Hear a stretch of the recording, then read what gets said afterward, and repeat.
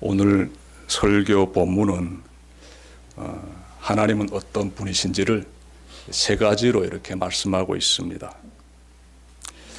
첫째로 하나님은 우리를 선택하신 하나님이십니다.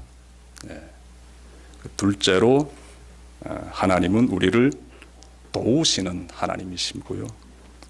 셋째로 하나님은 우리를 구원하시는 하나님이십니다. 이러한 부분에 대하여서 오늘 본문에서 말씀하고 있습니다. 그래서 하나하나 전해드리도록 하겠습니다. 자, 첫째로 하나님은 우리를 선택하셨습니다. 여러분 1절 하반부를 보시면요, 내가 너를 지명하여 불렀으니 너는 나의 것이다, 이렇게 말씀하고 있지요. 내가 너를 지명하여 불렀다. 하나님께서 우리를 선택하셨다라는 말씀이지요. 여러분, 우리가 믿는 하나님은 온 우주 만물을 창조하신 창조주 하나님이시지요. 그리고 우리를 지으신 하나님이시지요. 우리는 하나님의 선택을 받은 사람들이고 하나님은 우리를 들어 사용하고 있습니다. 맞습니까? 여러분, 이 부분을 좀 잘 살펴봤으면 좋겠는데요. 성경의 인물들 중에 아브라함이라는 사람이 있습니다. 이 아브라함을 가리켜서 이스라엘 민족의 조상이다라고도 말하고요, 믿는 사람들의 믿음의 조상이다라고도 말합니다. 하나님은 메소포타미아 지역에서 살고 있던 아브라함을 선택하시고 그 사람을 들어 사용하셨습니다. 하나님께서 그에게 너희 고향과 친척과 아버지의 집을 떠나 내가 네게 보여줄 땅으로 가라고 말씀하셨어요. 고향을 떠나서 내가 가라는 곳으로 가라, 이렇게 하나님께서 말씀하신 것이지요. 그래서 아브라함이라는 사람이 순종했지요. 그가 하란을 거쳐서 가나안 땅에 들어가서 뿌리 내리게 되는데 100세쯤 되어서 아들 한 명 낳습니다. 그리고 그 아들이 또 후손을 낳게 되고 또 후손이 후손을 낳게 되고, 그래서 아브라함의 가문이 이렇게 쭉 번성하여서 이스라엘 민족이 태어나게 됩니다. 그리고 그 이스라엘 민족 가운데서 하나님의 아들이신 예수 그리스도가 태어나게 되지요. 자, 예수님을 믿는 사람들을 가리켜서는 그리스도인이라고 합니다. 그리스도인, 우리들이 모두 그리스도인이지요. 그리스도인이라는 것은 어찌 보게 되면은 우리가 세상에서 살다가 예수님을 믿게 되었기 때문에 그래서 우리에게 주어지게 되는 이 호칭인데, 다른 말로 하게 되면은 우리는 하나님의 선택을 받았습니다 라는 의미가 그 그리스도인이라는 호칭 속에 담겨져 있습니다. 예수님께서 요한복음 6장 65절에서 이렇게 말씀하셨어요. 내 아버지께서 허락해 주지 아니하시면 누구도 내게 올 수 없다. 하나님께서 허락해 주셨기 때문에 우리가 예수님을 믿게 되었다라고 우리가 생각해 볼 수 있습니다. 자, 여러분, 하나님께서 우리를 선택하셨다라는 이 부분이지요. 한번 생각해 보십시오. 하나님의 선택을 여러분이나 제가 지금 받았다라고 하는데 선택의 의미를 좀 깊이 다져봤으면 좋겠습니다. 선택. 지난주에 제가 에클레시아라는 영성훈련 프로그램에 참석했습니다. 수십 명이 그 프로그램에 참석했는데 그 중에 60대 후반의 한 남성도 있었습니다. 이분은요, 무신론자로 쭉 사시다가 그 아내의 그러한 그 권고로 몇 년 전부터 교회에 나가기 시작했는데요. 그러다가 이 에클레시아 이 프로그램까지 참석했습니다. 근데 이분이 자신에 대해서 이렇게 말하는 거예요. 나는 믿음이 별로 없다고. 그러니까 이분은 하나님에 대하여서 반신반의하고 있는 그런 가운데 있습니다. 자, 그런데 이분이요, 시간이 지나면서 변화됩니다. 점점 변화되더니 예수님을 구주로 영접하더라고요. 이 3박 4일 프로그램 마치면서 각자의 소감을 말하는 시간이 있었어요. 그때 이분이요, 사람들 앞에 나오셔서 이렇게 말했습니다. 들어보십시오. 저는 이곳에 와서 이상한 것을 경험했습니다. 이곳에서 보낸 3일은 제가 봤을 때 이상한 3일입니다. 기도 드리는 시간에 나도 모르게 무릎을 꿇었는데 기도를 드리려고 하자 갑자기 눈에서 눈물이 쏟아졌습니다. 그리고 머릿속에서는 은혜라는 이러한 단어가 들려왔습니다. 이분이 이런 이야기 또 했어요.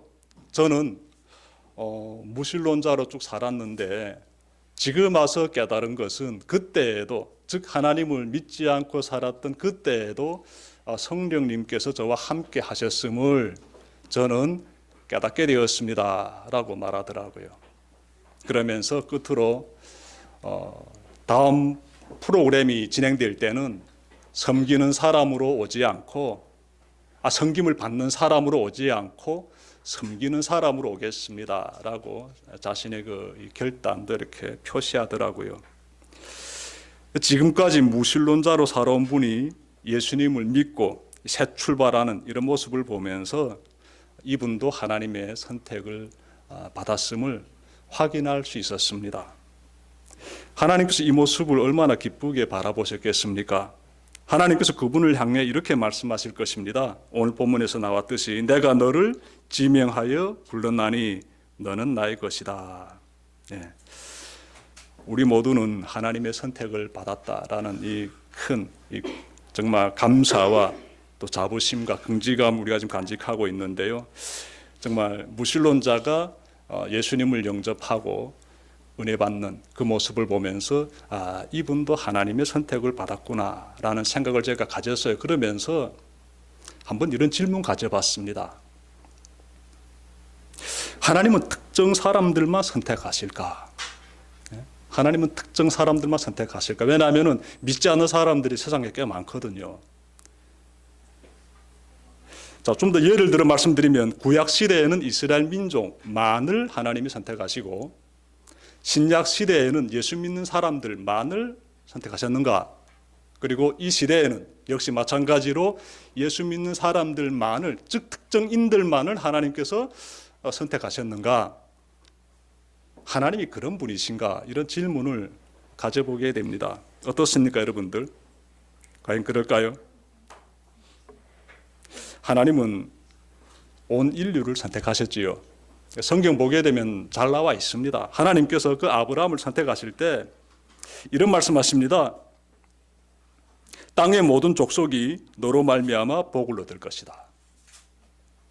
땅의 모든 족속이 아브라함 너로 말미암아 복을 얻을 것이다. 이렇게 하나님께서 말씀하셨고요.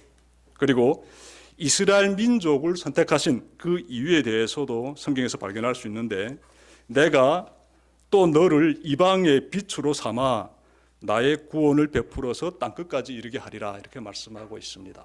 그러니까 이스라엘 민족을 통해 가지고 이 어둠의 이 땅을 밝히는 그러한 빛을 뿌리시겠다라는 것이지요.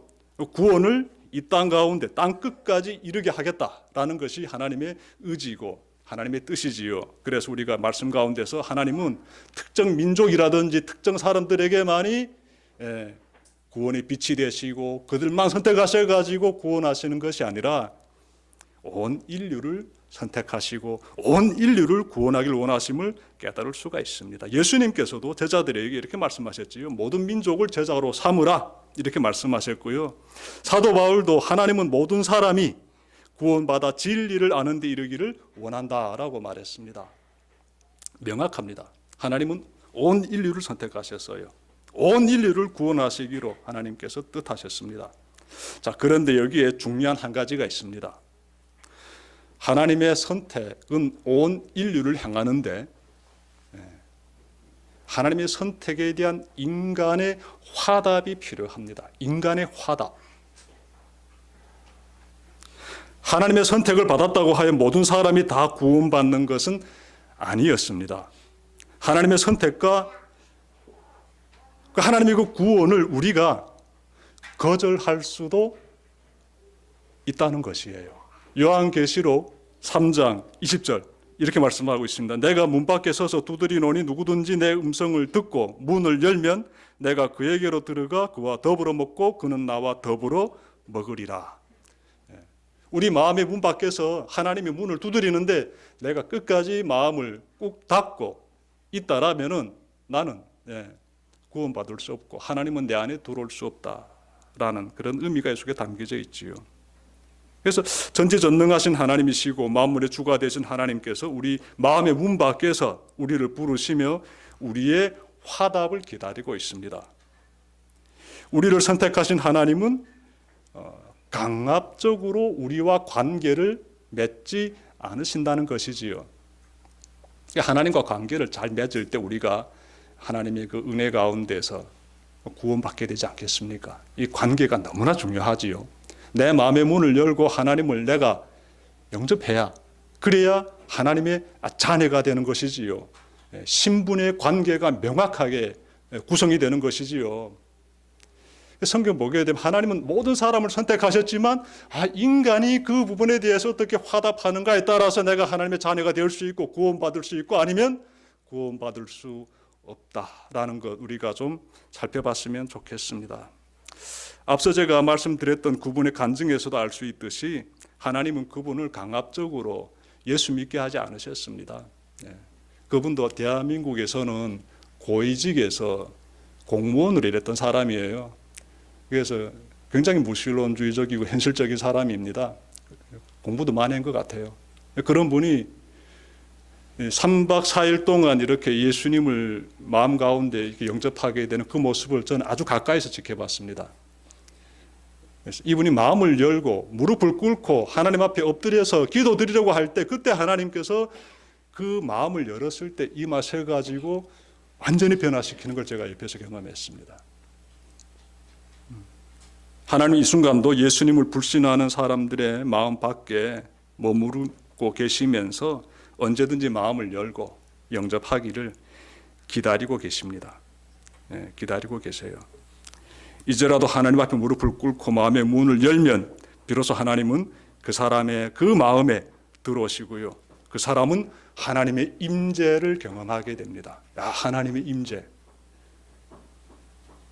그래서 이 사람이 그렇게 고백하는 거예요. 난 이상한 걸 경험했다고. 난 3일 동안 이상한 시간을 가졌기 때문에 나에게 정말 이번에 경험했던 이 3일은 이상한 3일이다라고 말하게 되었어요. 하나님의 임재를 경험한 것이지요. 예수님 믿게 되고요. 그리고 섬김의 삶을 살기로 결단하게 됩니다. 이런 모습들은 예수 믿는 사람들에게서 공통적으로 나타나고 있는 그런 모습이지요. 공통적으로 나타나고 있는 그런 모습이에요. 이 자리에 계신 여러분도 모두 하나님의 선택받은 사람들입니다. 이 사실에 감사하면서 하나님의 우리를 선택하시고 우리를 통해서 하나님께서 일하려고 하시는 그 부분에 대하여서 기꺼이 감사하면서 잘 감당하는 여러분들 되시기를 바랍니다. 네. 자, 두 번째로 하나님은 우리를 도와주시는 하나님이십니다. 도와주세요. 자, 2절 보십시오. 내가 물 가운데로 건너갈 때에 내가 너와 함께하고 내가 강을 건널 때에도 물이 너를 침몰시키지 못할 것이다. 내가 불 속을 걸어가도 그을리지 않을 것이며 불꽃이 너를 태우지 못할 것이다. 2절 말씀입니다. 말씀 속에서 불과 그리고 물이 등장하고 있지요. 그래서 이 물이라든지 불은 인간 스스로 통제할 수 없는 극한의 시련을 상징하고 있습니다. 하나님은 당신의 백성이 그 어떤 시련에 처했을지라도 자신께서 직접 도와주시겠다라고 말씀하고 있습니다. 하나님은 우리가 세상에 사나운 물살을 헤쳐나가고 거센 불길 속을 지나갈 때에도 멀리서 바라만 보고 있겠다라고 말씀하지 않으십니다. 내가 바로 그곳에서 너와 함께 하겠다 이렇게 말씀하고 있습니다. 그래서 보게 되면 내가 너와 함께 하고 라고 명확하게 말씀하고 있는 것이지요. 그러므로 여러분 견디기 힘든 시련과 고통에 처했을 때 우리가 어떻게 해야 할까요? 직면한 현실의 고통만 바라보면서 좌절하고 낙심해야 할까요? 아닙니다. 그럴수록 더욱 우리의 시선을 나와 함께 하시는 하나님께로 향해야 합니다. 그분께서 시련 가운데 있는 여러분에게 꼭 찾아오셔서 힘을 주시고 구원의 언덕으로 인도하십니다. 부디 여러분의 삶에서 하나님의 도우심으로 회복이 되는 이 은혜로운 간증이 가득 넘쳐나기를 바랍니다. 제가 기도원에 올라갔을 때 20대 초반의 한 남성을 알게 되었습니다. 그에게는 엄청난, 정말 굉장히 큰 마음의 상처가 있었어요. 제가 이 자리에서 얘기할 수는 없습니다. 끔찍한 상처였죠. 정말 제가 그런 상처를 받았으면 견뎌낼 수 있을까 싶을 정도로 큰 상처를 받았어요. 그것도 중학생 때. 지금 20대 초반의 청년인데 그 상처를 안고 살면서 내색은 안 하는데 어느 순간 제가 그 상처에 대해서 알게 되었어요. 이 청년이 이 끔찍한 상처를 지금 안고 있구나. 제가 할 수 있는 것이 무엇이겠습니까? 간절히 기도드렸지요. 이 청년을 위해서 간절히 기도드리고 정말 계속해서 그날은 계속 기도만 드렸어요. 그 청년을 바라보면서. 밤이 되고 이렇게 자다가 제가 꿈을 꿨는데 이 높은 이런 이 장벽이 보이더라고요. 근데 그 장벽이 시커먼 장벽이에요. 근데 그 성인 남성 한 대여섯 사람이 이 장벽을 마주보면서 쭉 이렇게 서 있는 거예요. 벽을 마주보면서. 근데 그 중에 한 명이 이 청년인 거예요. 그래서 제가 이름 불렀습니다. 아무개야 하고. 저를 탁 돌아보는데 얼굴이 밝게 웃으면서 저를 바라보는데 그래서 제가 탁 눈 뜨니까 꿈이더라고요. 그래서 아침에 그 청년 만나가지고 내가 지난밤 꿈에 너를 봤는데 너 혹시 집에 노란색 옷이 있냐 물어봤습니다. 노란색 옷. 검은 자켓을 입었는데 저를 향해 돌아설 때 보니까는 노란색 옷을 입었더라고요. 이때요. 여름옷 한 벌 있습니다. 그래요. 그래서 그렇는가 하고. 얘야 너 항상 어떤 어려운 상황에 처했을지라도 이 세상 바라보지 말고 하나님 바라봐라. 그럼 살 수 있다. 이런 내용의 얘기를 해주면서 이렇게 좀 격려해 주고 싶었어요. 자, 그 청년과 이렇게 만남이 끝나고 나서 기도원에서 내려왔는데 그 다음날 아침에 저에게 문자 보내왔어요. 문자에는 이렇게 쓰여져 있습니다. 손 목사님의 위로와 기도 덕분에 굳게 닫힌 제 마음의 문이 다시 한번 열리게 되었다고 느꼈습니다. 감사합니다. 덕분에 더 깊은 신앙심을 가지게 되었습니다. 저를 그동안 챙겨주셔서 정말 감사하고요. 제가 은혜 받았구나라고 느낍니다. 저도 본받아 항상 다른 이들에게 보답하면서 지내겠습니다. 너무 이렇게 이 문자를 딱 받는 순간 고통 가운데 있는 그 사람들과 하나님이 어떻게 함께 하시는지를, 하나님께서 그 사람을 어떻게 위로해 주시고 회복시켜 주시는지를 정말 전율함 가운데서 느꼈습니다. 하나님께서 도와주시는 것이지요. 그런 사람. 이 대한민국이 북한에 비하면 천국 같지만 이 가운데서도 어마어마하게 고통 가운데 있는 사람들, 죽지 못해 살아가는 사람들, 너무 힘든 가운데서 내색하지 않고 사는 사람들 꽤 있는 것을 제가 좀 느껴지더라고요. 그래서 하나님께서 그래서 이 청년도 만나게 해주셨구나. 또 이 청년에게 또 제가 좀 이렇게 좀 뭔가 좀 이렇게 기도라도 열심히 해드리고 싶어가지고 기도 드린 것밖에 없는데 하나님 그걸 또 들어 사용하시는구나. 이런 많은 이런 생각을 가지게 되었어요. 기억합시다. 우리 하나님은 우리가 어려운 가운데 처했을 때 멀리서 지켜보시는 분이 아니라 그 가운데 현장에 들어오셔가지고 직접 함께 하셔서 우리를 도와주십니다. 믿으십니까? 네. 자, 세 번째로 하나님은 우리를 구원해 주시는 하나님이십니다. 자, 1절 보시면 1절 그 중간 부분에 나오지요. 내가 너를 속량하였으니 라고 하는데요. 여기서 속량하였다라는 이 단어의 의미는 대신 값을 치렀다. 이런 의미가 담겨져 있어요. 하나님께서 우리를 어떻게 속량하셨을까요? 여기 말씀 보게 되면 분명 하나님께서 내가 너를 속량하였다라고 하고 있지 않습니까? 어떻게 속량하셨을까요? 그분께서 우리를. 대신 값을 지불했다라면 어떤 값을 지불했을까라는 질문이 되겠습니다. 20세기 미국의 유명한 작가인 오헬리가 쓴 단편 소설집이 있는데 거기에는 마지막 입새라는 그러한 그 제목의 짧은 글이 있습니다. 단편 소설이에요. 그 내용 잠깐 전해드리면서 그 질문에 대한 답을 좀 생각해 봅시다. 워싱턴 스퀘어 서쪽에 있는 작은 마을에 화가들이 모여 살고 있었습니다. 그들 중에는 이름이 수라는 사람과 존 씨라는 두 여성도 있었어요. 이들은 경제적으로 어렵습니다. 가난한 사람들이죠. 하지만 화가로서 성공하기 위해서 열심히 그림 그리면서 하루하루를 살아가게 되는데 이제는 늦가을이 됩니다. 날씨가 추워져요. 그러자 이 가난한 화가들이 모여 살고 있는 이 마을에, 이 작은 마을에 폐렴이 돌기 시작합니다. 폐렴이 사람의 생명을 공격하는데 벌써 수십 명의 사람들이 목숨을 잃습니다. 심각한 상황이지요. 그 가운데 존 씨라는 여성도 폐렴에 걸렸어요.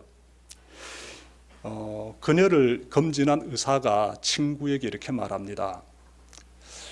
회복될 확률은 10%는 되는데 지금처럼 가게 되면 살 수 없다라고 말해요. 왜냐하면 살려는 의지를 상실했다는 거예요. 환자가 살기 위해서 노력해야 되는데 노력하지 않고 그냥 자포자기 하고 있다는 것이에요. 그래서 의사가 좀 어두운 표정으로 이렇게 좀 박지 못한 메시지를 친구에게 전해주고 갑니다. 의사의 말을 들은 친구가 얼마나 속상하겠습니까? 그런데 이 환자가 뭘 하는가 하면요, 창밖에 있는 이 담장에 이렇게 자라는 담쟁이 덩쿨을 바라보는데 11월 달에 이 담쟁이 덩쿨에 잎사귀가 붙어있으면 얼마나 붙어있겠습니까? 바람 불고 비 내리고 하게 되면 많이 떨어져 나가지요. 그래서 그 환자가 창문 밖으로 지금 담쟁이 덩쿨을 바라보는데 그 담쟁이 덩쿨에는 잎사귀가 몇 개밖에 붙어 있지 않았어요. 그런데 이런 말 하는 거예요. 이 환자가 저 담쟁이 덩쿨에 달린 마지막 잎새가 떨어지면 나도 떠나야 해. 그렇다는 건 사흘 전부터 알고 있었어. 자신의 생명의 시간하고 저 담쟁이 덩쿨에 잎사귀 떨어지는 시간하고 일치시키고 있어요. 이 모습을 바라본 친구가 완전히 속상해합니다. 너무너무 속상해하지요. 자, 해가 지고 밤이 됩니다. 그러자 빗바람이 몰아쳐요. 11월 달에 비가 얼마나 찹니까? 거기다 거센 바람까지 창문을 때리고 있어요. 이 환자는요, 물론 이 밤이 되게 되면 이 커튼을 착 치고 밖을 보지 않게 하는데 환자는 아마 이제 이 날이 새게 되면 잎사귀 다 떨어졌겠거니 생각하게 되지요. 그런데 아침이 되었습니다. 친구 보고 창문 커튼 치워달래요. 그 친구가 커튼 탁 치우니까 환자가 다시 창밖을 내다보는데 글쎄 담쟁이 덩쿨이 지금 매달려 있는 잎사귀들 있잖아요. 다 떨어지고 한 개만 남아 있는 거예요. 한 개만. 그러자 환자가 이렇게 말합니다. 마지막 잎새구나. 오늘은 떨어질 거야. 그러면 나도 함께 죽겠지. 이렇게 낙심하면서 이날도 종일 수프 한 숟가락 먹지 않습니다. 그러면서 이제 저 잎사귀 떨어지면 나도 죽을 거야. 죽고 싶다는 거죠. 자기도 살고 싶지 않다는 거죠. 자, 그런데 또 밤이 됩니다. 지난날 저녁처럼 또 바람 세게 불고 찬바람이 창문 때립니다. 그리고 아침이 되었는데 또 친구 보고 커튼 열라고 해요.